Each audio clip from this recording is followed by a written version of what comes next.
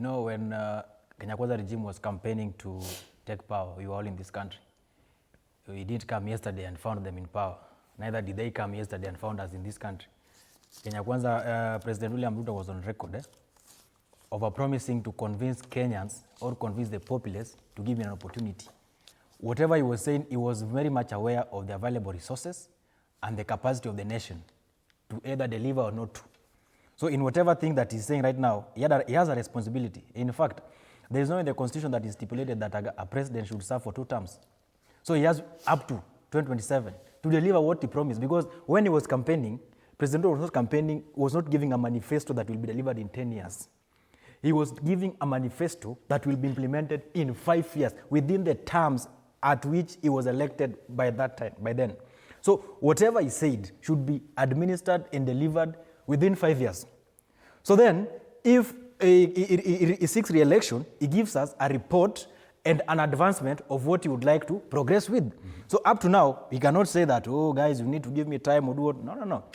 He has a manifesto, the better manifesto. Let him implement that manifesto within 5 years. The constitution does not promise him or guarantee him a second term. Get that? That now is left for the people.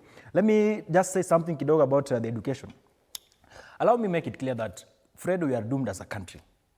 If we are now talking about not offering education, then there is no need of even the country existing, because that is the basis. That is where we start from. That is the most critical thing you can give to anybody. Because if you are educated, Fred, today, if you are Dr. Fred, there is no day we will wake up and strip it off you. You need that education. So if we are talking about, we have billions of money to say that we are going to build a church, we have billions of money to say that we are doing economic empowerment, which ends up into 64 shillings. We have monies to walk around and show opulence, but we cannot fund the most critical thing.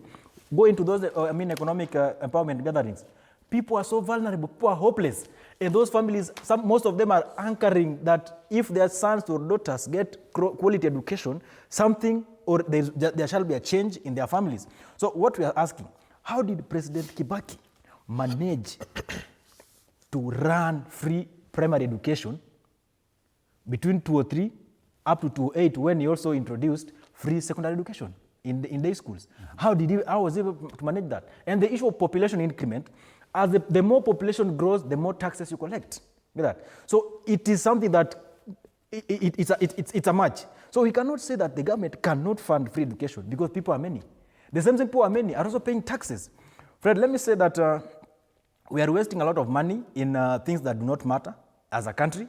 And I think it's high time that the Kenya Kwanza regime, because they have that mandate as of now, revise their priorities and ensure that they invest appropriately. But if they cannot do it, we are the loyal opposition. When we take power, we will show them what needs to be done that can benefit the common mwananchi.